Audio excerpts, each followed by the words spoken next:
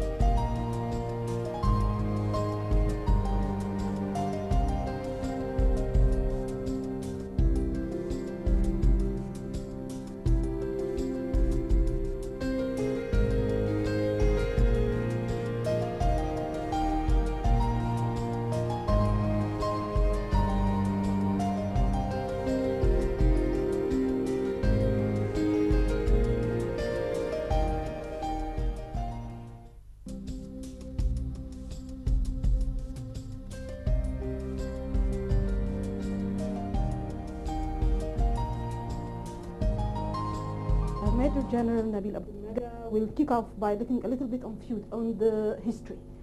Give us a little bit information about your beginnings and the start of your military career. In the name of God, the most gracious, the most merciful, first of all, I would like to seize this opportunity to send my condolences to all Egyptian people for our innocent kids, the victims of the railway accident. Also to convey a message of appreciation and gratitude to our martyrs and also to Nile TV. I would like to say that in brief, I am a retired Major General born in 12 November 1947 in a family 10-member This is the usual family. Yeah. In addition to the parents, I lived in Meat Ghamr. I born in Zagazig, Sharqiya Governorate, but really I lived in Meat Ghamr, where I spent my childhood. I graduated from secondary school in 1965.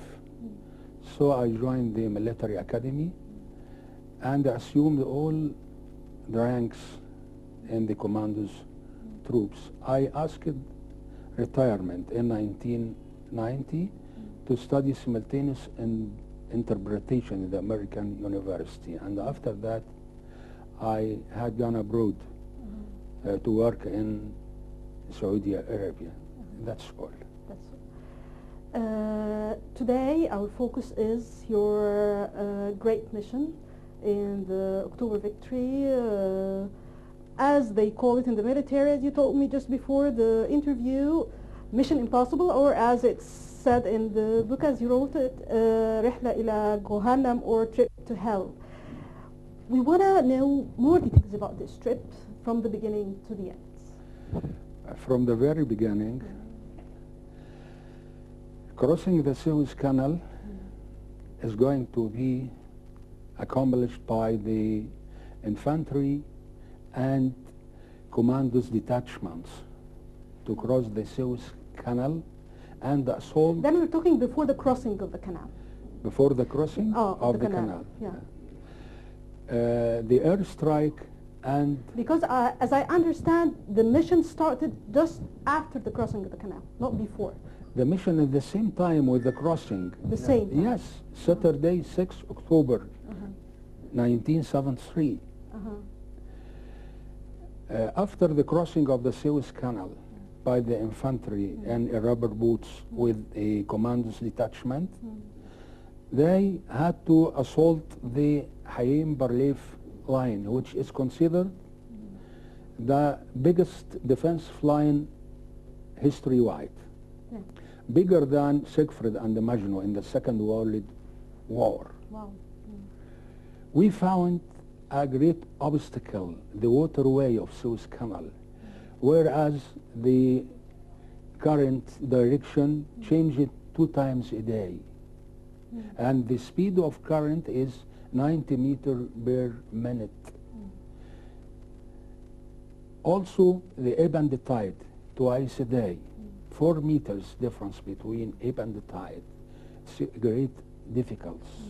In addition to the comparison between the state 51, American 51, which is so-called Israel, and Egyptian capabilities. So, after the crossing of the canal and assaulting the sand block, the infantry troops required to stay for 8 to 10 hours without heavy weapons, artillery, tanks and rockets.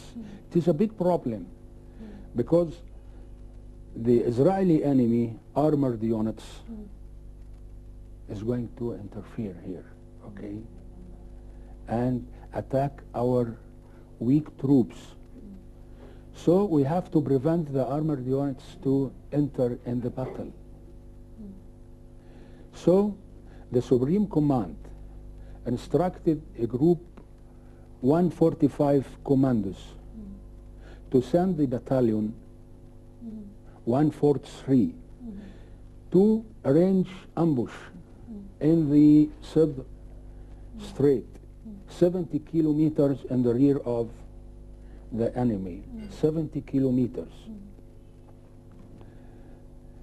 through 18 helicopters from Ithaca Mountain, South Suez. Saturday at 4:30 p.m., the same day, D-Day,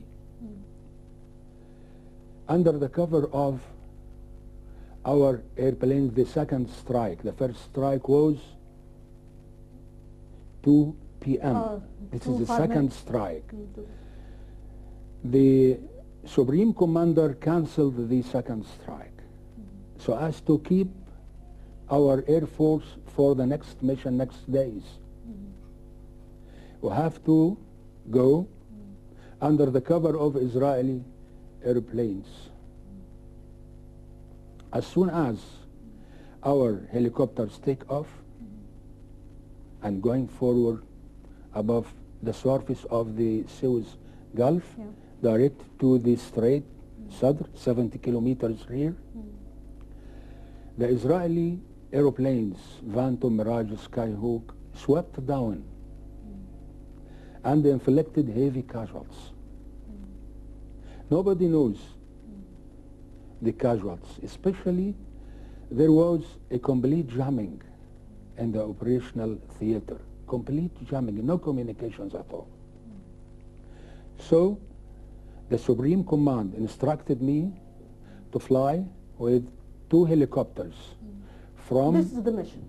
Yes. This is the mission. This is the mission. 6 times attempts. 5 failed and 1 accomplished the mission.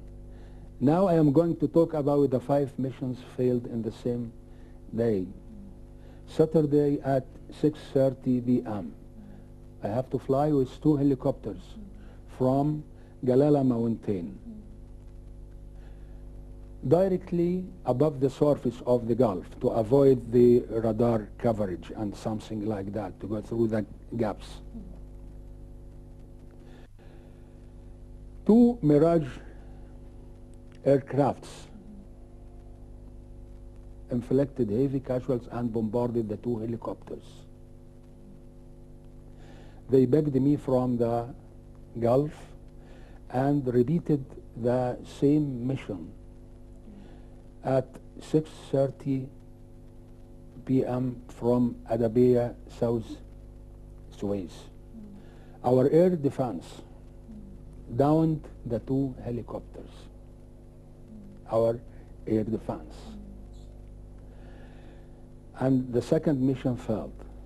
So the third mission, at 4 a.m. next day, Sunday, You 7 didn't give October. up though.